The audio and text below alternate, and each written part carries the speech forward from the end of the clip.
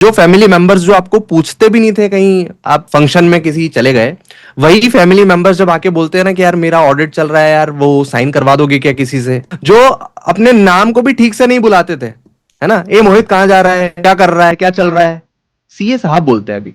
ये बनना to be honest अपने आप में बहुत बड़ा टारगेट है। अगर हम आज के लेवल पे आप कह सकते हैं आप सीए बन गए तो आपको ना लगता हो, पर अगर एज आप ट्वेल्थ में जाएंगे और सेम सिनेरियो को सोचेंगे तो लगता है कि हाँ यार सीए बनना क्या था, और ये बिना इंस्पिरेशन के पॉसिबल ही नहीं है। I am sure. और मैं ऐसे ही सोचता था यार मॉक दूंगा तो टाइम वेस्ट होगा करके, ठीक है, कि 3 घंटे कौन बैठेगा, ऐसे ही स्क्रिबल करके थोड़ा बहुत देख लेंगे करके, क्योंकि उसमें रिविजन कर लूंगा, मैं ऐसे ही सोचता था मैं, ठीक है, टू बी वेरी ऑनेस्ट मैं ऐसा ही सोचता था डिट्टो। बट उनको समझ में नहीं आती एक बात, जब आप 3 घंटा बैठते हो ना इंस्टीट्यूट की एग्जाम में, तो वो फील होने लगता है आपको, अरे यार काश मैंने थोड़ी सी प्रैक्टिस कर ली होती, वो मॉक देखकर देख लिया होता। वो ऐसी बात हो गई कि यार हम ऐसा सोच रहे हैं कि नहीं भाई, हम एक काम करते हैं कि हमारा मैच हो रहा है, वर्ल्ड कप का मैच है अगले महीने से, हम नेट प्रैक्टिस नहीं करते, क्रिकेट के बारे में बुक्स पढ़ लेते हैं, है ना, उसको ऊपर ऊपर से देख लेते हैं, नेट प्रैक्टिस नहीं करेंगे, क्यों, नेट प्रैक्टिस में तो टाइम वेस्ट होगा, एक बार थ्योरेटिकल पूरा नॉलेज लेकर रखते हैं। दूसरे जो नई चीज सबसे ज्यादा परेशान कर रही है फाइनल वाले स्टूडेंट, तो दैट इज IBS।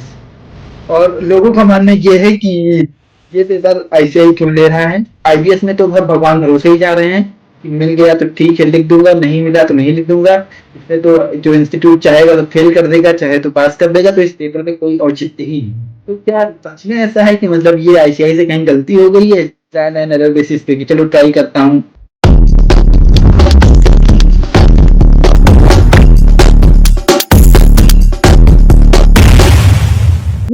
तो मैं शुभम तिवारी आप सभी का स्वागत करता हूं आपके अपने चैनल सूनर सीएस पर।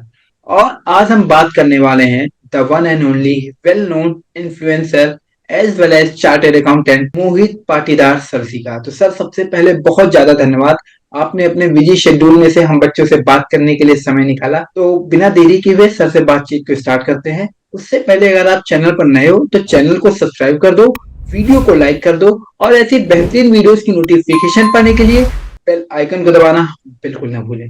तो सर जब भी हम किसी पर्सन से मिलते हैं, जब भी कोई देखते हैं कोई पर्सन सीए, तो सबसे पहला सवाल ये उठता है कि आखिरकार उसकी सीए की जर्नी कहाँ से शुरू हुई और कैसे शुरू हुई। तो मैं चाहूंगा कि आप एक छोटा सा इंट्रोडक्शन, जिसकी कोई जरूरत नहीं है, जस्ट फॉर फॉर्मेलिटी एक छोटा सा इंट्रोडक्शन दीजिए। साथ ही साथ हम लोग को बताइए कि आखिरकार आपके दिमाग में कहाँ से आया सीए करना है एंड ऑल, जिससे हम बच्चे मोटिवेट हो सकें। सबसे पहले तो थैंक यू सो मच भाई फॉर इनवाइटिंग मी हियर। ये मतलब मेरा सौभाग्य है कि मैं सीए स्टूडेंट्स को गाइड कर पाता हूँ, ठीक है। और बात हुई बिजी स्केड्यूल में से टाइम निकालने की, तो भाई तुम लोगों के लिए तो टाइम ही टाइम है, बिकॉज यार मैं जब चार्टर्ड अकाउंटेंट जो बनने वाले हैं उन पैशनेट सीए स्टूडेंट्स को गाइड करता हूं ना, तो अंदर से लगता है कि yes I am doing well with my time. मुझे ऐसा लगता है कि मेरा टाइम सही यूटिलाइज हुआ, तो बिजी स्केड्यूल में से टाइम निकालने वाली तो कोई बात ही नहीं है इसमें। एंड पॉइंट नंबर 1, जो चार्टर्ड अकाउंटेंट्स बनने वाले हैं, जो स्टूडेंट अभी मुझे देख रहे हैं ना दोस्तों, आज मैं आपको अंदर के जो सारे सीक्रेट्स हैं जो कहीं ना कहीं मैंने छुपा के रखे थे, बिकॉज पिछले 3-4 साल में जब मैं वीडियोस बनाता था कुछ ना कुछ ऐसी बातें रह जाती थी जो शायद मैंने कभी रिवील नहीं करी है। बट जब आज शुभम से इंटरेक्ट हो रहा था तो उन्होंने मुझे बोला कि भैया आपको ये चीजें भी बतानी है आज पॉडकास्ट में, तो मैं आपको बता दूं, मैंने फर्स्ट अटेम्प्ट में सीए क्लियर किया and it's being like 5 years. और एक बात मैं आपको बताना चाहूंगा, जब आप सीए क्लियर करते हैं ना, तो इंस्टीट्यूट आपको एसीए के नाम से डेजिग्नेट करती है। एसीए का मतलब होता है एसोसिएट चार्टर्ड अकाउंटेंट। बट जब आप इस जर्नी में चार्टर्ड अकाउंटेंसी की 5 साल कंप्लीट कर लेते हैं, you become FCA, that is fellow chartered accountant. तो मुझे 1 फरवरी 2026 को 5 साल होने वाले हैं, और इस 5 साल में मैंने बहुत सारे सीए स्टूडेंट्स को गाइड किया, और मेरी जो सारी लर्निंग्स थी कि कैसे मैंने सीए पहली बार में क्रैक किया, वो भी सब कुछ मैं शोकेस करता रहा। बट आज का जो इंटरव्यू होगा, बहुत सारी ऐसी बातें होंगी जो शायद आपने नहीं सुनी होगी, तो बातों में ही हम धीरे धीरे कम्युनिकेट करते रहेंगे शुभम, जो कि बहुत अच्छा बात रहेगा। बिल्कुल सर। सबसे पहले advance congratulations for becoming a fellow chartered accountant in next month. ठीक है, आप सीए बन गए, आपने सीए की प्रिपरेशन की, बट फिर आखिर ये ख्याल कहाँ से आया कि चलो इन्फ्लुएंसिंग करते हैं, मतलब इतना पैसा बहुत ज्यादा है इसलिए, फेम भी बहुत ज्यादा है, डिग्री में क्या रखा है, तो मतलब आपने पहले इतनी मेहनत से डिग्री हासिल की, फिर आप इधर क्यों आ गए सर? देखो, सबसे इंपॉर्टेंट बात मैं आपको बताऊं कि it is not about just influencing, ठीक है, अगर आप ट्राई भी करोगे ना किसी को इन्फ्लुएंस करने का, तो वो समझ जाएगा कि नहीं यार, ये बंदा तो जो है सिर्फ इन्फ्लुएंस कर रहा है, या फिर जो है टिपिकल भाषा में बोले तो बस ज्ञान देकर जा रहा है। बट मेरा ये मोटिव कभी भी नहीं था इस जर्नी में, बिकॉज जब मैं सीए स्टूडेंट से मिलता हूँ ना, मेरा फर्स्ट पॉइंट ये रहता है कि हर सीए स्टूडेंट की अपनी एक जर्नी होती है, ठीक है, जी सर। सबके अपने एक स्ट्रगल्स होते हैं, ठीक है, कोई हम्बल बैकग्राउंड से आते हैं, कभी कभी इतनी फाइनेंशियल प्रॉब्लम्स रहती है एक सीए स्टूडेंट को, बट स्टिल एक सीए स्टूडेंट ये सोचता है कि नहीं यार, मुझे एक दिन चार्टर्ड अकाउंटेंट बनना है। तो वो मेरे अंदर था कि नहीं, मुझे हर एक सीए स्टूडेंट को गाइड करना है, एक बड़ा भाई बनना है।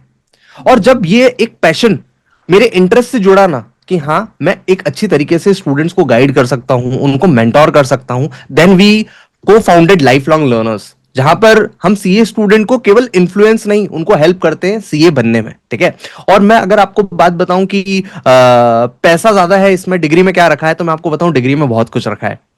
जब आप वो चार्टर्ड अकाउंटेंट बनते हो, जब वो सीए गोल्डन वर्ड्स अपने नाम के आगे लगाते हो ना, तो एक क्रेडिटेबिलिटी आती है, आपका नाम एक ब्रांड बन जाता है, जिसका पूरा क्रेडिट हमारी इंस्टीट्यूट को जाता है।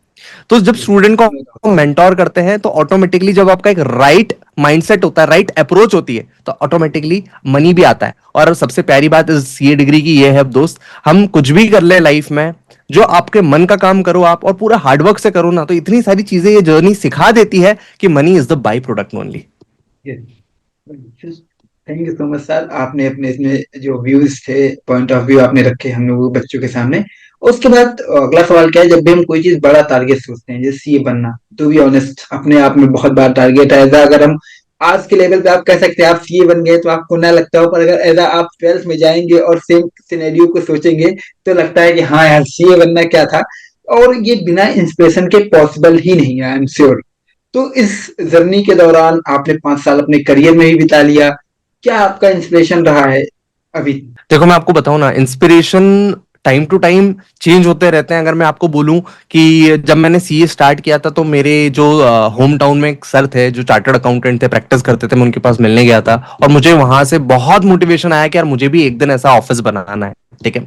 And 5 years down the line, आज हमने इसी साल मतलब we move to a new office, जो कि पहले हमारा ऑफिस 200 स्क्वायर फीट का हुआ करता था, अब 1300 स्क्वायर फीट का है। यहाँ पर 20 मेंबर्स हम साथ में वर्क करते हैं। तो वो जो एक माइंडसेट था ना कि क्लास 12th में मैं किसी सीए से मिलने गया था, उनका ऐसा ऑफिस था, तो वो कहीं ना कहीं माइंड में प्रिंट हो जाता है, ठीक है। और वो कहीं ना कहीं फिर आगे आपकी जर्नी में भी आपको हेल्प करता है। तो सबसे पहले जो मेंटोर थे मेरे, जो सबसे पहले इंस्पिरेशन जो मिली थी, तो वो मैं जिस सिटी में रहता हूँ ना, वहाँ के एक चार्टर्ड अकाउंटेंट जो मेरे फादर के फ्रेंड है, मैं उनसे मिलने गया था, ठीक है। लेकिन जब इस जर्नी को मैंने स्टार्ट किया ना, तो आई गेस सीए इंटर का टाइम था। मैं पूरा 1 साल ट्रेन में 5 बजे उठकर गया हूं, 8 से 10 घंटे की मैंने कोचिंग किया हुआ है। सारे दोस्तों से जो मेरे क्लास 12th में टच थे, उनको मैं मिल नहीं पाता था, पार्टीज नहीं कर पाता था, जो सोशल मीडिया था वो पूरा मेरा हट चुका था। तो वो जो 10 महीने थे ना, मुझे आज भी याद है सीए इंटर के। जब मैंने सीए इंटर क्लियर किया ना, तो मुझे फिर अलग अलग लोगों से इंस्पिरेशन लेने की जरूरत नहीं पड़ी कि यार मैं इंस्पिरेशन के लिए इनको फॉलो कर लूं, इंस्पिरेशन के लिए इनको फॉलो कर लूं। वो जो खुद की एक जर्नी होती है ना, वो खुद आपको बाद में इंस्पायर करने लगती है। तो ऑफ कोर्स इनिशियल फेज में कुछ ऐसे मेंटोर्स मुझे मिले, and I am very thankful to them. मेरे क्लास 12th के टीचर भी मुझे याद आते हैं, उन्होंने भी मुझे बहुत अच्छे तरीके से मेंटोर किया था कि हाँ मोहित, तुम सीए कर सकते हो। उसके बाद मैंने जो सीए के बारे में आपको बताया, मेरे जो सीटे में रहते हैं। लेकिन जो जर्नी थी सीए इंटर की, कहीं ना कहीं वो मेरे लिए बहुत इंस्पिरेशन बनी इन सीए फाइनल्स की। यार भाई, अगर तू सीए इंटर 8-10 महीने इतना ज्यादा स्ट्रगल कर सकता है, रोज सुबह 5 बजे उठना, 8-10 घंटे की क्लासेस करना, उसके बाद 2-3 महीने सेल्फ स्टडी इतना ज्यादा करना, और फिर बोथ ग्रुप एक साथ सीए इंटर के निकालना, वो कहीं ना कहीं मुझे अंदर से इतना ज्यादा ब्रेव बना दिया, और इतनी आग भर दी कि फिर अलग अलग ऐसे इंस्पिरेशन मुझे ढूंढने की कोशिश ही नहीं करनी पड़ी, to be very honest with you Shubham. Okay sir, thank you so much. सही कहा आपने कि हम हमारा जो इंस्पिरेशन है वही कांस्टेंट नहीं रह सकता। और जब मैं भी मतलब आप जो करेक्ट। बिल्कुल मैं रिलेट कर पा रहा था कि अभी जब मैं फाइनल में हूँ, तो मुझे किसी इंस्पिरेशन की जरूरत नहीं है। मेरा खुद ही दिमाग चला करता है, यार अभी ये करना है, ये करना है, वो अपने आप में इंस्पिरेशन बना रहता है। तो बहुत ही करेक्ट ज्यादा करेक्ट करेक्ट। रिलेटेबल था, आई एम श्योर बच्चों के लिए भी बहुत ज्यादा रिलेटेबल होगा, हमारे दोस्तों के लिए भी। तो उसके बाद ठीक है, अब अगली अगर ठीक है इंस्पिरेशन हुआ, आप करियर में आ गए। अब जो अगला सवाल बाय डिफॉल्ट माइंड में आता है कि आपको, आपने मेहनत की, आप इन्फ्लुएंसर बने एंड ऑल, अब आपको लगता है कि आप जो आपने सोचा था रिवार्डिंग, जो आपने सोचा था आपको रिवार्ड मिलेगा, क्या वो मिल रहा है? अगर वो मिल रहा है तो आपके अकॉर्डिंग सबसे मोस्ट रिवॉर्डिंग चीज क्या है एज अ सीए? देखो, जो 3-4 चीजें थी मेरे दिमाग में जब मैं सीए कर रहा था कि यार ये तो सीए बनने के बाद मिल ही जाएगा, ठीक है। सबसे पहले मेरे दिमाग में था कि यार फुल रिस्पेक्ट मिलेगी। और मैं आपको एक बात बताऊं, क्या इतनी रिस्पेक्ट मिलती है जब आपके दो अल्फाबेट्स, ये जो सी अपने नाम के आगे लग जाते हैं ना, आप सोच भी नहीं सकते उतनी, ठीक है। जो फैमिली मेंबर्स जो आपको पूछते भी नहीं थे, कहीं आप फंक्शन में किसी चले गए, वही फैमिली मेंबर्स जब आके बोलते हैं ना कि यार मेरा ऑडिट चल रहा है यार, वो साइन करवा दोगे क्या किसी से, है ना। जो अपने को ये नहीं समझते थे कि यार इसको बेसिक चीजें भी आती होंगी क्या, वो अपने से कॉम्प्लेक्स चीजों का सॉल्यूशन पूछते हैं, यार वो बजट आया था तो इसमें भी स्टॉक मार्केट बढ़ेगा या नहीं होगा, कम होगा।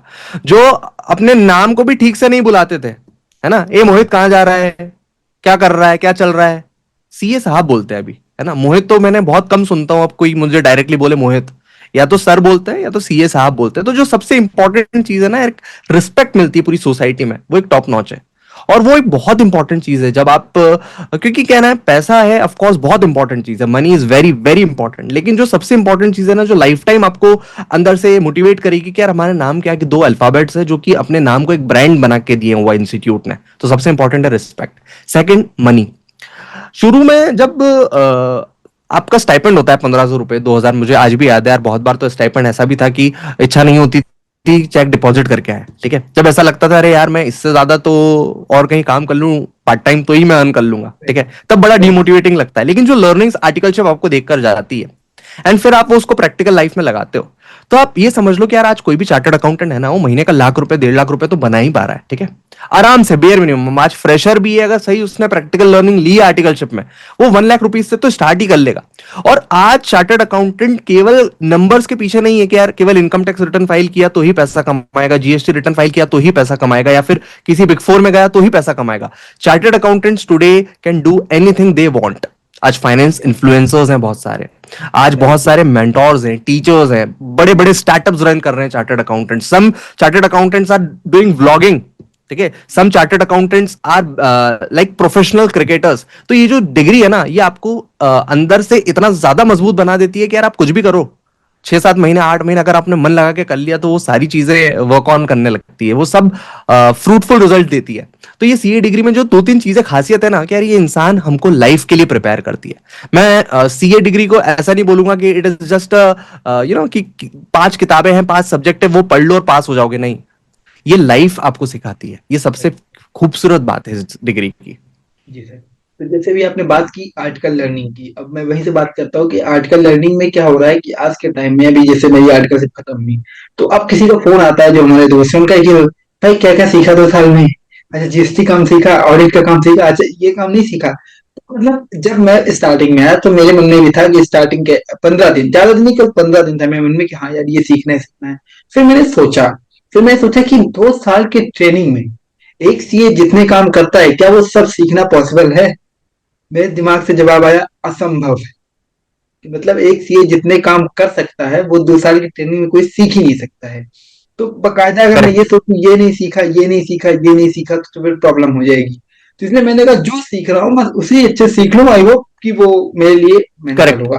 सेम चीज से मैं आपका थोड़ा जानना चाहता हूँ कि अगर कोई भी स्टूडेंट आर्टिकलशिप में आ रहा है तो उसे क्या सोच के आना चाहिए, उसे कितना सीखना चाहिए, कम से कम क्या तो सीखना ही चाहिए कि मतलब हाँ ये तो जरूर सीखो, या फिर क्या नहीं सीखना चाहिए, क्या गलतियां नहीं करनी चाहिए एंड ऑल, थोड़ा सा उस पर मैं गाइडेंस चाहता हूँ सर, बच्चों के लिए अपने दोस्तों के लिए। ऑफ कोर्स शुभम, मैं आपको बताऊं क्या ना, आज जब एक CA student CA inter pass करता है ना, उसको लगता है कि जिंदगी में अगले 2 साल हैं और इसके बाद जिंदगी खत्म है, ठीक है।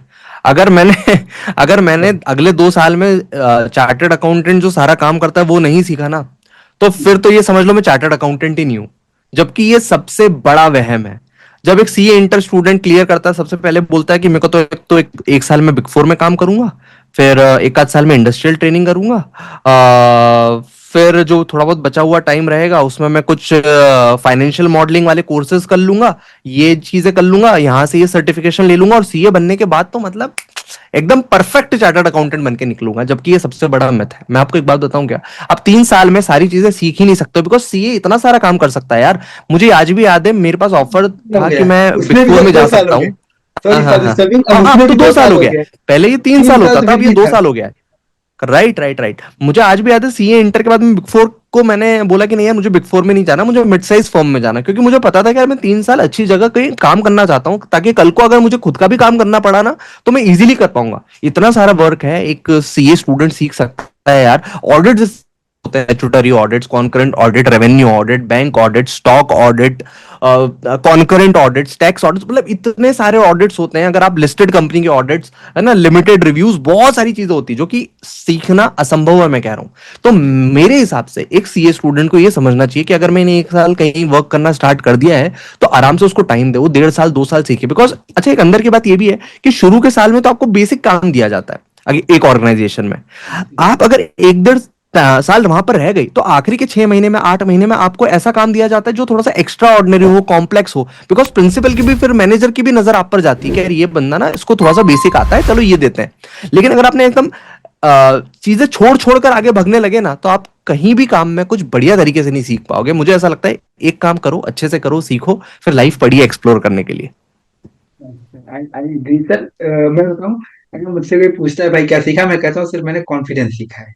कॉन्फिडेंसली से जवाब कैसे देना है, बाकी में कोई मतलब नहीं। आता है काम, नहीं आता है वो देखा जाएगा क्या किया जाएगा।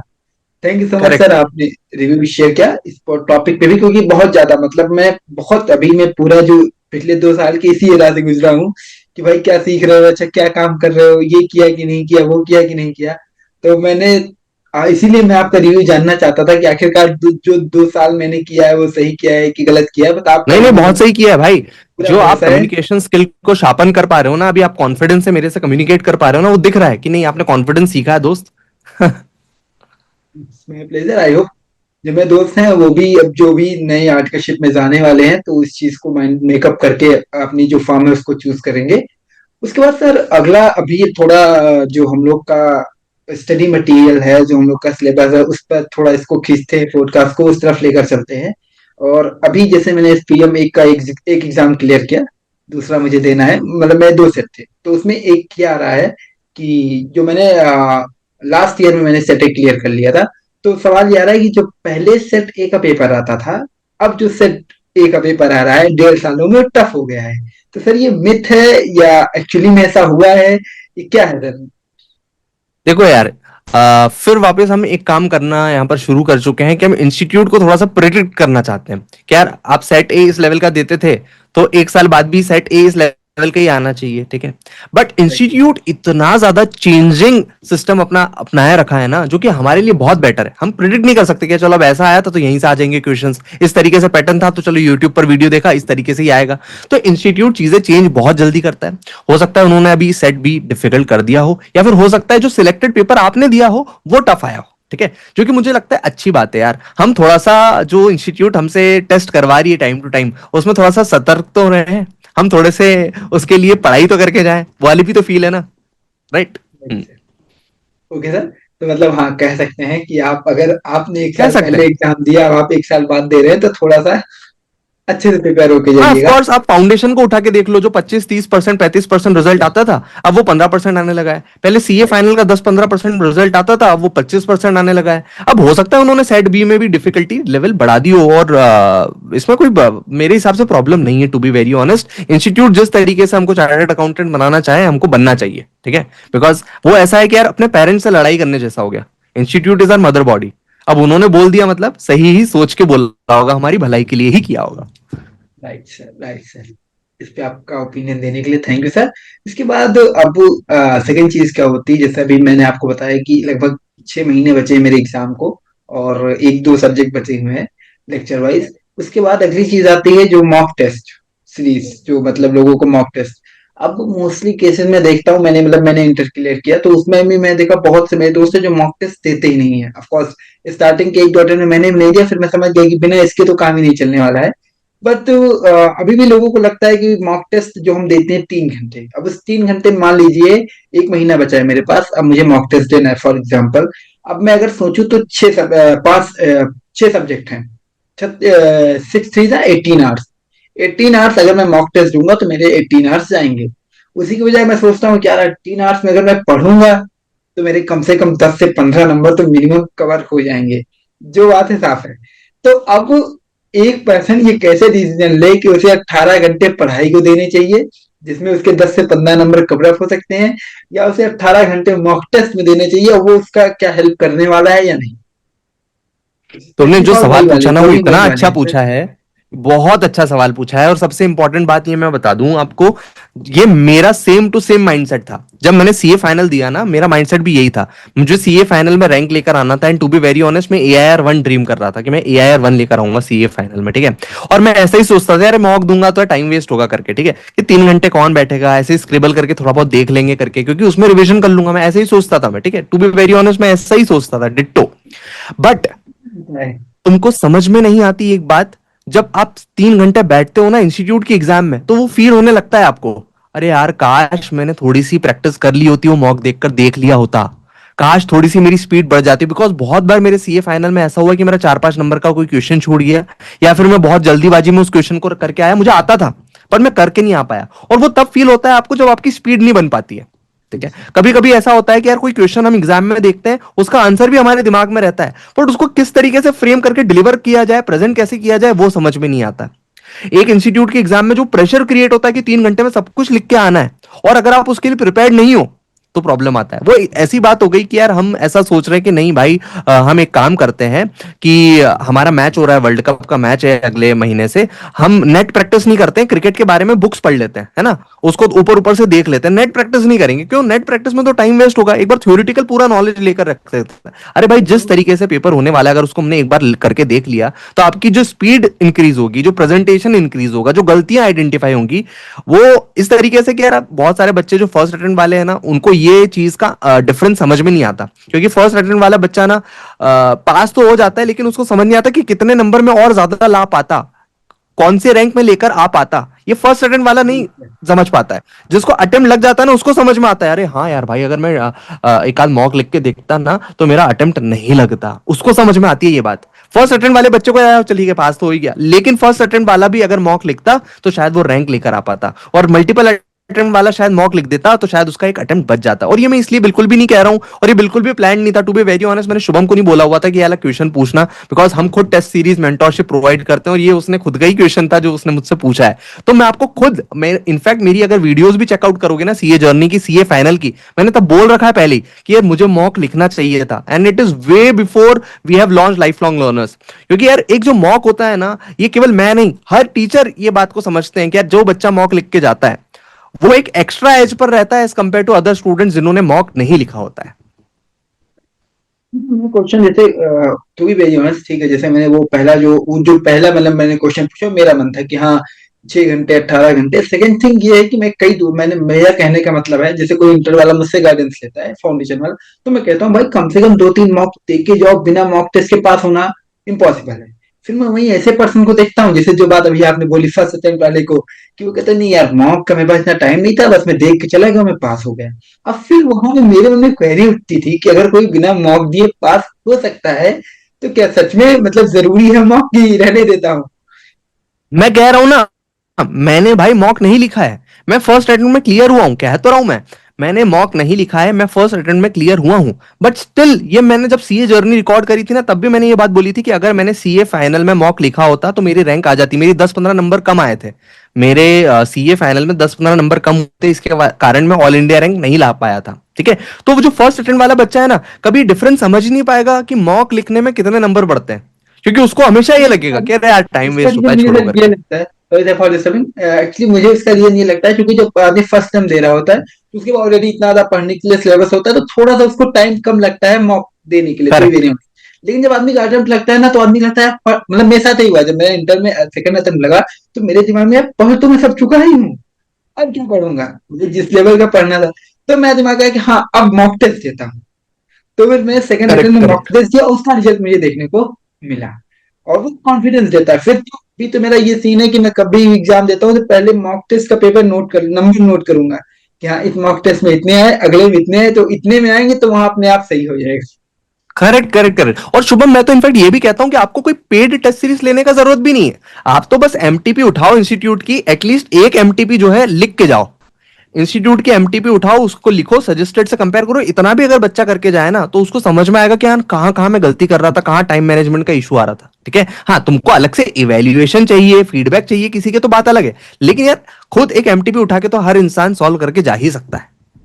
Right sir. मेरा भी जैसे कई दोस्त हैं उनका भी सेशन रहता है कि भाई जैसे फॉर एग्जांपल आपको सितंबर में एग्जाम देना है बोथ ग्रुप, तो बाय डिफॉल्ट आपका फर्स्ट ग्रुप जो है मई तक खत्म हो जाना चाहिए, मतलब अच्छी तरीके से विद रिवीजन। तो अगर जो मई का पेपर आ रहा है, जो मई में एग्जाम बच्चे दे के जा रहे हैं, अगर आप समझ लीजिए कि उनका पेपर 7 बजे खत्म हुआ, आपका पेपर 7 से 10 शुरू हुआ, आप उसी पेपर को किसी दोस्त से मांगिए, उसी को सॉल्व कर लीजिए। आप समझ लीजिए आप सितंबर का नहीं मई का पेपर अटेम्प्ट कर रहे थे। दैट्स हाँ, ऑफ कोर्स कर सकता है, कोई भी कर सकता है ये, और जब वो करेगा ना उसको ये भी समझ नहीं में कह आएगा, सकते कि प्रैक्टिस हो गई। कई लोग कह देते हैं कि मॉक टेस्ट इजी बना देते हैं, मतलब कभी ऐसा परसेप्शन हम्म। है, तो वेरी ऑनेस्ट, जैसे कई बच्चे हैं हम्म। वो मॉक टेस्ट देते हैं तो ऐसे मॉक टेस्ट इजी बना देता है, लेकिन जब वो क्वेश्चन पेपर देता है तो वो हिलाने वाला होता है। तो मतलब मेरा मानना है कि आप सीधे हाँ। क्वेश्चन पेपर ही सॉल्व कर लो, बात खत्म। हाँ, मॉक टेस्ट कर वाला भी सकता है। प्रॉब्लम खत्म। थैंक इसमें यू सो मच बच्चों सर। को पता है क्या होता है शुभम, बच्चों का जी। ऐसा होता है कि अरे यार, इंस्टीट्यूट का कभी ऐसा तो रहता नहीं है कि जैसे फॉर एग्जांपल अभी जो जनवरी 25 का पेपर इंस्टीट्यूट ने लिया, तो जनवरी 25 के क्वेश्चंस कभी भी मई 26 में नहीं पूछे जाएंगे, तो बच्चा सोचता है अरे यार मैं जनवरी 25 का पेपर लिख के क्या करूंगा, टाइम वेस्ट होगा, मैं तो नहीं लिखूंगा, ऐसा सोचता है बच्चा। ऐसा नहीं सोचता मेरी प्रैक्टिस होगी, बच्चा ये सोचता है कि अगर मैं मॉक टेस्ट लिख रहा हूं या फिर कोई पेड टेस्ट सीरीज भी ली है, तो भाई वो टेस्ट सीरीज के क्वेश्चंस उठ के मेरी एग्जाम में आने चाहिए, तब पैसा वसूल है। ठीक है। विच इज अब टू फिर वही वापस चीज। इंस्टीट्यूट को प्रिडिक्ट करने वाली बात आ गई, जबकि उसको ऐसा सोचना चाहिए भाई मेरी प्रैक्टिस के लिए है, सिलेबस में से कुछ भी आ सकता है, मुझे प्रैक्टिस करना है, टाइम मैनेजमेंट चेक करना है। आप पुराना पास्ट ईयर का क्वेश्चन पेपर उठाओ और लिख के देख लो, सबसे अच्छा काम है। वो नहीं, टू बी वेरी ऑनेस्ट, मतलब मैंने नोटिस किया है कि वो पेपर बदलेगा, क्वेश्चन सारे बदलेंगे, लेकिन कॉन्सेप्ट नहीं बदलेगा। जो क्वेश्चन टफ आया था करेक्ट। वो उतना टफ आएगा, उतना क्वेश्चन जितना इजी आना था उतना इजी आएगा वो, मतलब ये मेरा परसेप्शन था सर। सही और बात थैंक है, यू सो मच सही सर, बात। आपने इससे बहुत ज्यादा रिव्यू दिया, और जरूरी भी था सर, क्योंकि एमटीपी की बात कोई इतनी जल्दी करना नहीं चाहता है। हर आदमी सिर्फ सिलेबस की बात करना चाहता है, रिवीजन की बात करना चाहता है, बट उस रिजल्ट को देखना कोई नहीं चाहता। हर आदमी, मैं खुद डरता हूँ, कभी कभी मैं सोचता हूँ अरे मॉक दूंगा नंबर कम हो जाएंगे, फिर मेरा कॉन्फिडेंस चला जाएगा, ये हो जाएगा वो हो जाएगा। Okay sir. उसके बाद सर अगला सवाल जो है कि अभी अभी जैसे मैंने पहला जो हमने न्यू स्कीम में बात की स्कीम की, इसके बाद दूसरे जो नई चीज सबसे ज्यादा परेशान कर रही है न्यू स्कीम वाले स्टूडेंट को, इस पे फाइनल वाले स्टूडेंट्स को, दैट इज IBS। और लोगों का मानना ये है कि ये पेपर ICI क्यों ले रहा है, इसकी कोई जरूरत नहीं है, इससे अच्छा लॉ को फिर से ले आए, कॉस्टिंग को फिर से ले आए, वो ज्यादा मच बेटर है। क्योंकि इसके चक्कर में ना तो हम लॉ सही से पढ़ पा रहे हैं, मतलब आदमी सिर्फ पास होने भर का पढ़ के जा रहा है। कॉस्टिंग का भी सेम हाल है, आदमी कॉस्टिंग भी सही से नहीं पढ़ रहा है, सिर्फ इतना पढ़ के जा रहा है कि पास हो जाए। और IBS में तो सब भगवान भरोसे ही जा रहे हैं कि मिल गया तो ठीक है लिख दूंगा, नहीं मिला तो नहीं लिख दूंगा। इसमें तो जो इंस्टीट्यूट चाहेगा तो फेल कर देगा, चाहे तो पास कर देगा, तो इस पेपर का कोई औचित्य ही नहीं है। तो क्या सच में ऐसा है कि मतलब ये ICI से कहीं गलती हो गई है, ट्रायल एंड एरर बेसिस पे, कि चलो ट्राई करता हूँ, सही हुआ तो कंटिन्यू रखेंगे, नहीं तो इसको वापस ले लेंगे? देखो, मैं अपना ओपिनियन बताऊं ना इसमें, तो इंस्टीट्यूट ने ना सोच तो सही थी उनकी, बट अभी जो हो रहा है ना बच्चों के साथ, वो थोड़ा सा सोचने वाली बात है। जैसे उनकी सोच क्या थी, इंस्टीट्यूट की सोच थी ये कि भैया अगर 5 पेपर आप पढ़ रहे हो, तो आपको इस तरीके से प्रिपेयर किया जाए कि आप 5 में से कोई भी कॉन्सेप्ट आपको आए प्रैक्टिकल लाइफ में, तो आप उसका आंसर दे पाओ। बिकॉज क्या प्रैक्टिकल लाइफ में ऐसा थोड़ी ना होता, क्लाइंट बोलता है मैं नहीं, मुझे FR की सर्विस लेने आया हूं, मैं AFM की सर्विस लेता हूं, मैं DT की सर्विस लेने आया हूं। बहुत बार ऐसा होता है, क्लाइंट आता है, कोई भी जिस कंपनी में आप वर्क कर रहे हो, वो वहां पर क्लाइंट आते हैं कि हमको ये ओवरऑल सर्विसेज बताओ, इसमें कैसे ये वाले ट्रांजेक्शन पर कैसे आपके डिफरेंट इंडेज या फिर इनकम टैक्स GST कैसे वर्क ऑन करेगा। तो इसीलिए इंस्टीट्यूट हमको प्रिपेयर करना चाहती थी उसके लिए। अब ऑफ कोर्स प्रॉब्लम बहुत है बच्चों को, जैसे कहीं घूमने जाते हैं ना 10-15 दिन के ट्रिप पर, उससे ज्यादा सामान लेकर, इतना ज्यादा बोझ लेकर बच्चों को जाना पड़ता है। बहुत बार पेरेंट्स को एग्जाम हॉल तक, सेंटर तक छोड़ने जाना पड़ता है, वो एक बहुत प्रॉब्लमेटिक हो जाती है। और जो आसपास वाले लोग होते हैं जो देखते हैं कि यार इस ये का एग्जाम हो रहा है, या फिर इनको मतलब कूली बनाया जा रहा है, पहलवान बनाया जा रहा है, कि चार्टर्ड अकाउंटेंट बनाया जा रहा है IBS के पेपर में, ये सबसे बड़ा सवाल आने लगता है। ठीक है, लेकिन सोच सही है इंस्टीट्यूट की, मुझे ऐसा लगता है कि इंस्टीट्यूट हमको बनाना ओवरऑल ऑलराउंडर चाहती है। ठीक है, बट कहीं ना कहीं अभी सोचना पड़ेगा कि यार इतना ज्यादा बुक्स कैरी करने कर कर जाना वहां पर, और वो सारी बुक्स में से कहां पर कॉन्सेप्ट आ रहा है उसको चेक करना प्रैक्टिकली पॉसिबल नहीं है। इसमें कुछ ऐसा किया जा सकता है कि फॉर एग्जांपल सारे स्टूडेंट्स को ऐसा बोला जाए, मेरा अभी मैंने सोचा नहीं, बस ये भी थॉट आया कि बुक्स की बजाय सी इंस्टीट्यूट हम सबको कंप्यूटर सिस्टम प्रोवाइड कर दे कि आप बुक्स नहीं ले जा सकते, सबके पास कंप्यूटर सिस्टम रहेगा अपना, और ये पेपर रहेगा जिसको जो सर्च करना है, चैट जीपीटी करना है, इस तरीके से करना है, जो करना है आप लाके इसका आंसर ढूंढ के लेकर आओ, ठीक है। और जो कि मुझे लगता है ज्यादा प्रैक्टिकल रहेगा, बिकॉज आज भी अगर आप देखो कोई क्लाइंट हमसे कुछ प्रॉब्लम पूछता है तो हम चैट जीपीटी कर लेते हैं, गूगल कर लेते हैं, हम इनकम टैक्स की वेबसाइट पर नहीं चले खुलता जाते हैं, अब, जीएसटी इतनी पे जल्दी चले आदमी जाते हैं। एक्ट नहीं खुलता है। अब आदमी इतनी जल्दी हाँ एक्ट नहीं खुलता है। हाँ, राइट राइट। तो हमारे पास जो एआई टूल्स है हम उनकी हेल्प लेकर आंसर देने की ट्राई करते हैं। तो इंस्टीट्यूट को कोशिश करनी चाहिए कि इतना डिफिकल्ट पेपर बनाए, इतना ज्यादा कॉम्प्लेक्स इश्यूज उसमें पूछे कि एक स्टूडेंट को एआई कंप्यूटर्स का यूज करे और अपना माइंड यूज करे और फिर उसका आंसर आए। अब इसमें चैलेंज बहुत बड़ा ये आएगा कि इंस्टीट्यूट इतना बड़ा डिफिकल्ट पेपर कैसे बनाए, बिकॉज इंस्टीट्यूट भी तो खुद एआई का यूज कर रही है ना। तो वो कहीं ना कहीं सोचने वाली बातें हैं, लेकिन हाँ मैं ये समझूंगा कि यार जो इतना ज्यादा बोझ लेकर बच्चा चल रहा है हमारा सीए फाइनल का, चार्टर्ड अकाउंटेंट बनने के लिए, पहलवान बनने के लिए नहीं, उसके लिए कुछ तो किया जाना चाहिए यार। लेकिन थिंक क्या बन रही है कि जैसे मैंने आपको बोला मुझे सिर्फ 5 सब्जेक्ट देना है, मैं 6 का उसको इंक्लूड नहीं कर रहा हूँ। उसका रीजन क्या है कि वो मेरे दिमाग में कुछ चल ही नहीं रहा है। चलिए ठीक है, मेरे एफआर का चल रहा है कि 3 डिवीजन कर लूंगा, ऐसे कर लूंगा, ऑडिट में ये कर लूंगा, एएफएम में ये कर लूंगा, एएफएम में क्या कर लूंगा। बट जो आईबीएस है उसका मेरे दिमाग में कुछ चल ही नहीं रहा है कि उसमें क्या करूंगा। तो सर आप इस बताइए कि कैसे इसको टैकल कर सकते हैं, इसको कैसे टैकल करना चाहिए अगर कोई स्टूडेंट है। देखो मेरे हिसाब से शुभम बहुत सिंपल है। आपने जो 3 रिवीजन प्लान किए हैं ना, आप कोशिश करो वो 3 के 4 रिवीजन हो जाए, या फिर जो डिफिकल्ट सब्जेक्ट है उसके मिनिमम 4 रिवीजन हो जाए। और आईबीएस की आप चिंता मत करो, वो ओवरऑल अपना खुद का संभाल लेगा, ठीक है। जब आप ये दूसरे जो कोर सब्जेक्ट हैं उनको ग्रिप पे लेकर आ जाओगे ना, क्योंकि मुझे सीए फाइनल में 6 सब्जेक्ट में एग्जामिशन आया था, हमारे पास भी एक ऐसा सब्जेक्ट था जो ओवरऑल सारी किताबें लेकर जाओ, ढूंढ के निकालो, थोड़ा सा इजी था आईबीएस से, क्योंकि इतनी ज्यादा किताबें लेकर नहीं जाते थे हम। लेकिन जब 6 सब्जेक्ट में मैं एग्जामिशन लेकर आया ना सीए फाइनल लेवल पर 65 मार्क्स से, तो मुझे एक चीज समझ में आई, अगर आपके कोर सब्जेक्ट पर अगर आपको अच्छी ग्रिप है ना, एफआर, एएफएम, डीटी, आईडीटी, है ना, तो आप ऑटोमेटिकली आईबीएस को कर लोगे बेटर। तो आप समझो कि मुझे कोर कॉन्सेप्ट पर अच्छा ग्रिप रखना है, बाकी आईबीएस संभल जाएगा। राइट सर, मैं वही वही चीज मेरे मन में था कि अगर बाकी 5 होंगे तो ये तो बहुत ही रेयर होगा कि आप 6 हाँ क्लास कर जाओ। तो 22 लाख की एक चीज अलग है, 99 पर 1% वाली, लेकिन 99% है कि हाँ वो टैकल हो जाएगा।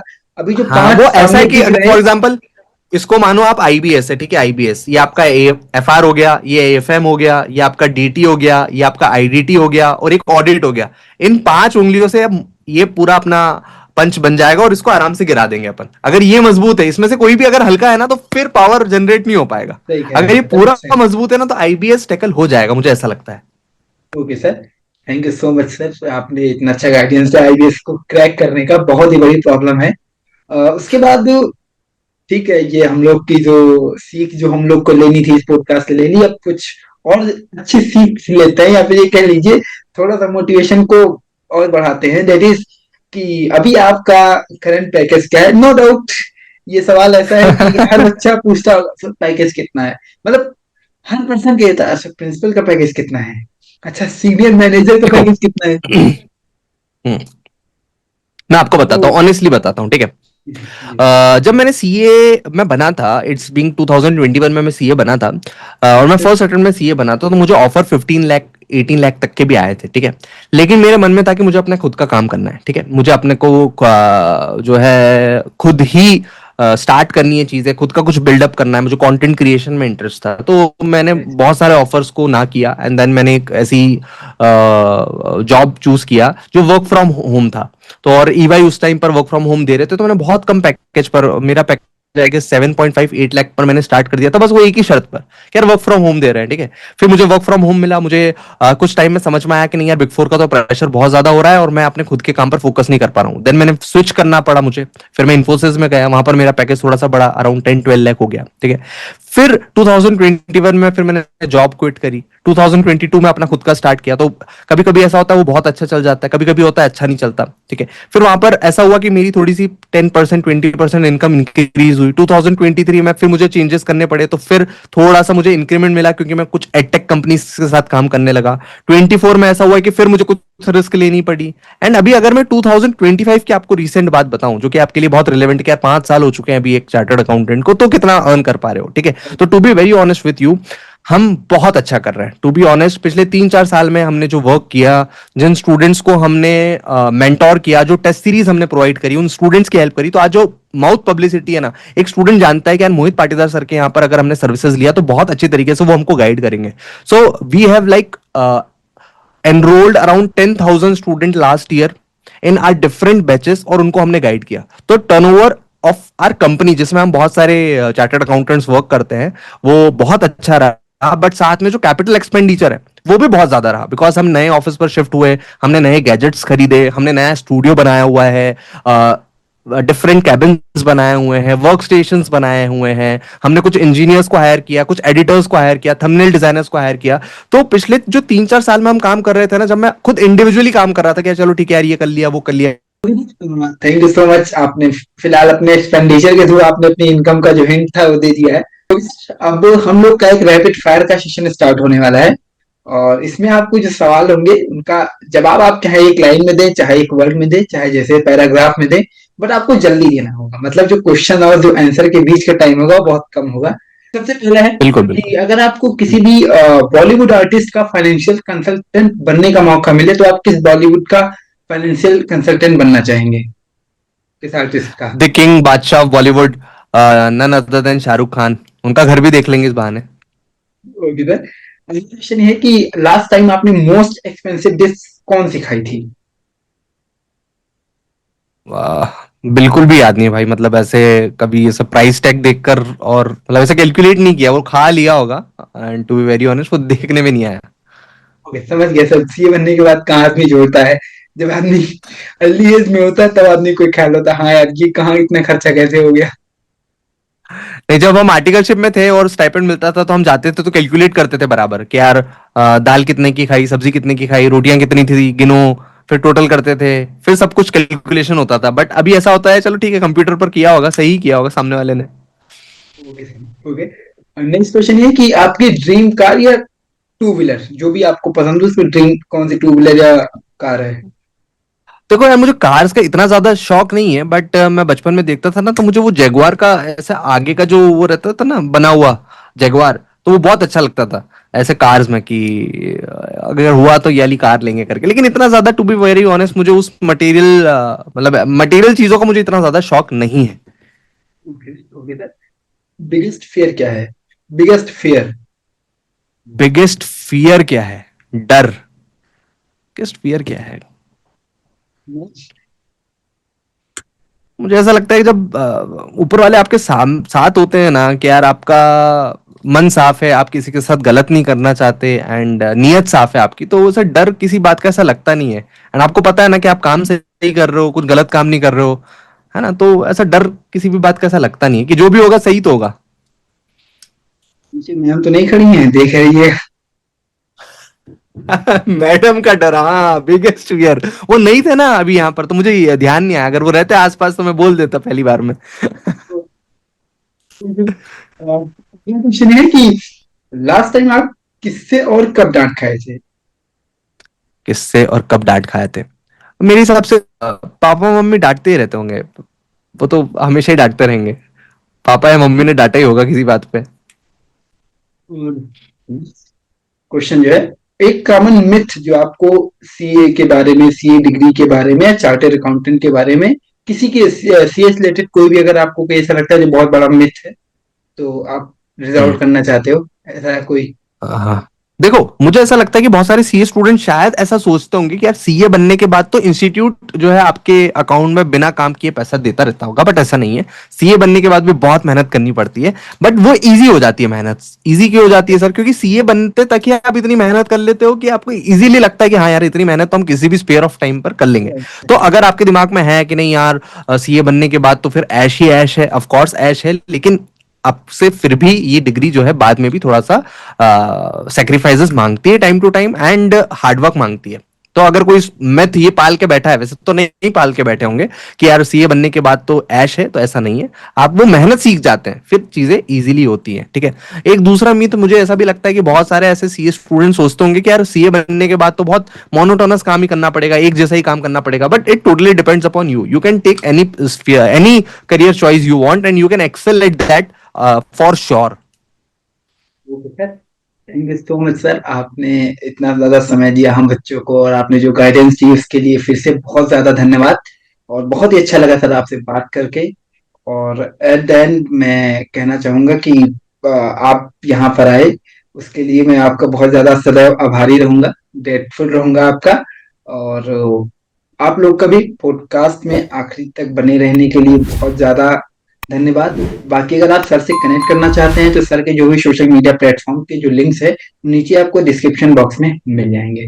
तो सर बहुत ज़्यादा मैं आपका धन्यवाद करता हूँ यहाँ अरे पर आने के नहीं लिए। शुभम भाई, तुम इतना ज्यादा धन्यवाद बोल रहे हो, मुझे इतना अजीब लग रहा है, ऐसा बिल्कुल भी नहीं है। जबकि मुझे इतना अच्छा लगा कि यार मैं तुम्हारे थ्रू और सीए स्टूडेंट को गाइड कर पाया, आज कुछ चीजें बता पाया जो कहीं ना कहीं मैंने नहीं बताई थी, या फिर वीडियोस के थ्रू वो आ नहीं पाती। जब कॉन्वर्जेशन करते हैं हम किसी के साथ तो वो फ्री फ्लो में आ पाती है।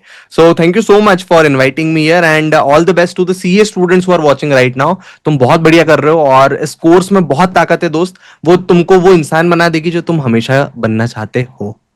Okay sir, thank you so much sir.